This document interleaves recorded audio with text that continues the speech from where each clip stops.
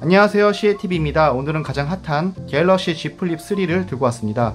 색상은 4가지 색상으로 일단은 크림 색상을 실물로 가지고 있습니다. Z 플립 3는 이전작과 틀리게 외관적으로 가장 큰 특징은 외관 디스플레이가 4배로 커진 1.9인치 260/512의 슈퍼 아몰레드 디스플레이를 채용하고 있다는 점을 들 수 있는데요. 이것을 통해서 이전작에서는 외부 디스플레이라고 불리기 힘들 만큼 정보 확인이 되게 불편했었는데, 이번에는 굳이 플립을 열지 않아도 외부 디스플레이에서 다양한 정보들을 확인할 수 있다는 점이 가장 큰 특징으로 바뀌었고요. 하드웨어적으로 가장 큰 특징은 IPX 8등급의 방수 기능을 지원하고 있다는 점을 들 수 있습니다. 크기와 무게는요, 접었을 때는 72.2mm 곱하기 86.4mm 곱하기 15.9mm로 작은 크기를 보이고 있고요. 두께는 가장 두꺼운 부위가 약 17mm의 크기를 보이고 있습니다. 가장 얇은 부분은 15.8mm 정도를 보이고 있습니다. 펼쳤을 때는 엄청 길쭉한 대화면을 보이고 있는데요. 이때는 두께가 7.6mm로 아주 얇은 모습을 보이고 있습니다.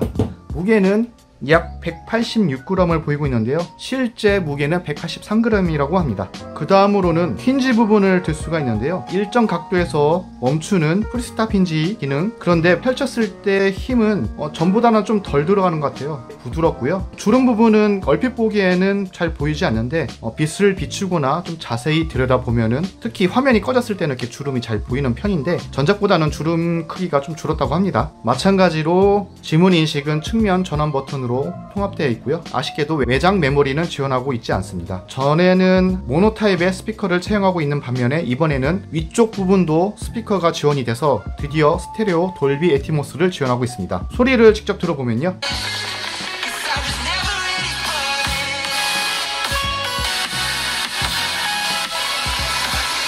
특히 유튜브 영상을 보실 때 접히게 되면은 플렉스 모드가 발동하게 되고요. 위에는 영상을 시청할 수 있고 하단에는 덧글이나 다른 정보를 확인할 수 있다는 점은 전작과 동일합니다. 전면에는 1000만화소의 f2.4 카메라를 채용하고 있고요. 후면에는 초광각과 광각 카메라 둘 다 1200만 화소를 채용하고 있습니다. 광각 카메라는 f1.8, 초광각 카메라는 어두운 f2.2 카메라를 채용하고 있습니다. 펼쳤을 때의 화면은 6.7인치의 풀 HD 플러스의 다이나믹 아몰레드 2X 인피니티 플렉스 디스플레이를 채용하고 있는데요. 특히 디스플레이 부분에서는 120Hz의 가변 디스플레이를 채용하고 있다는 점이 가장 큰 특징으로 다가옵니다. 디스플레이 항목에서 부드러운 모션 및 화면 전환을 자세하게 보시면은 이렇게 120Hz의 가변 주사율을 선택할 수 있는 항목이 있습니다. 이게 일반 모드를 선택하게 되면은 60Hz로 변하게 되는데, 이럴 때는 배터리 사용량이 늘어나긴 하지만 이렇게 스크롤 했을 때 역체감이 상당하기 때문에 한번 120Hz를 맞들이게 되면은 60Hz로 돌아가기 힘든 모습을 볼 수 있습니다. 가장 만족하는 부분은요, 외부 디스플레이가 커진 점을 들 수 있는데요. 좌우 스크롤을 하면은 다양한 정보를 확인해 볼 수 있고요. 음악,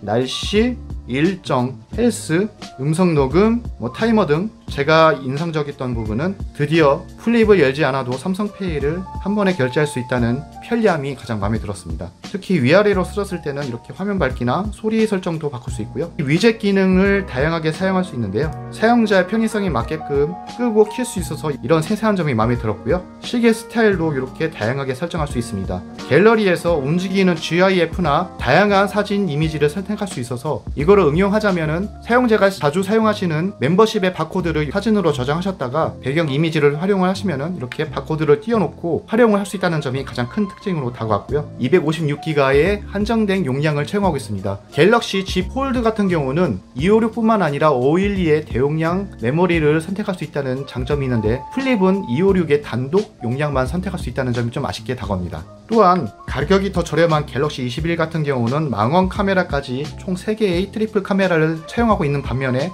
가격이 더 비싼 Z 플립 같은 경우는 이렇게 초광각과 광각 카메라, 특히 망원 카메라의 부재가 좀 아쉽게 다가옵니다.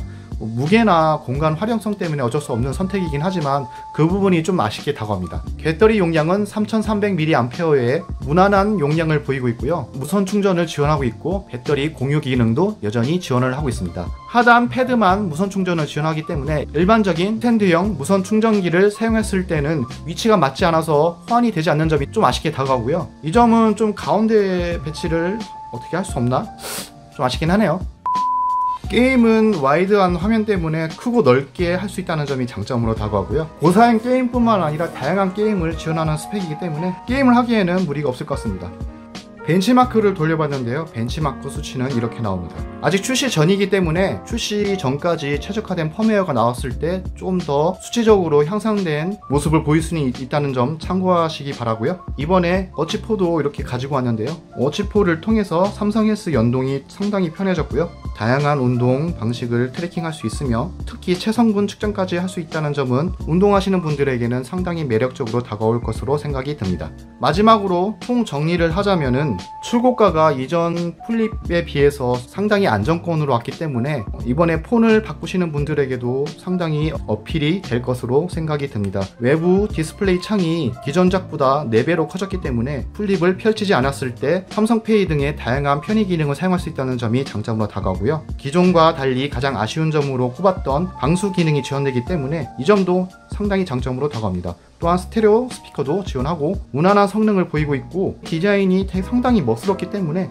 이 점이 가장 큰 장점으로 다가올 것 같습니다. 여성 유저분들에게 큰 어필이 될 듯한 모델로 생각이 들고요. 자세히 보시면은 한 번 더 튀어나왔고 카메라 렌즈 부분은 한 번 더 튀어나왔는데 크게 손으로 만져봤을 때만 체감이 되기 때문에 타투티가 이전작들에 비해서 상당히 양호하기 때문에 매력적으로 보입니다. 길게 써보진 않았지만 단점으로 여기는 부분은 외장 메모리를 지원하지 않는 점, 그리고 망원 카메라의 부재, 256기가의 단일 모델만 선택할 수 있다는 점이 좀 아쉽게 다가오고요. 폴더폰의 장점은 이렇게 한 손으로 펼칠 수 있는 멋짐이 있죠. 근데 상당히 뻑뻑하기 때문에 한 손으로 열기에는 조금 애로사항이 있습니다.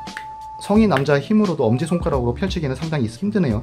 메인 액정 내구성이 전작보다 훨씬 더 강해졌다고는 하는데 이거는 좀 길게 써봐야지 알 수 있는 부분이기 때문에 제가 실제로 이렇게 손톱으로 눌러봤을 때는 유리같이 상당히 튼튼한 모습을 보이고 있습니다. 마찬가지로 기본 액정 보호 필름이 붙여져 있고요. 예약 구매 기간에서는 1년 이내에 액정 무료 수리 서비스를 지원한다고 하니까요. 이 점은 상당히 장점으로 다가옵니다. 오늘은 이렇게 간편하게 삼성 G 플립 3에 대해서 살펴보는 시간을 가져보았는데요. 이 영상이 도움이 되셨으면 구독과 좋아요 부탁드리겠습니다. 다음 시간에도 더 좋은 제품을 가지고 찾아뵙도록 하겠습니다. 지금까지 CATV였습니다. 감사합니다.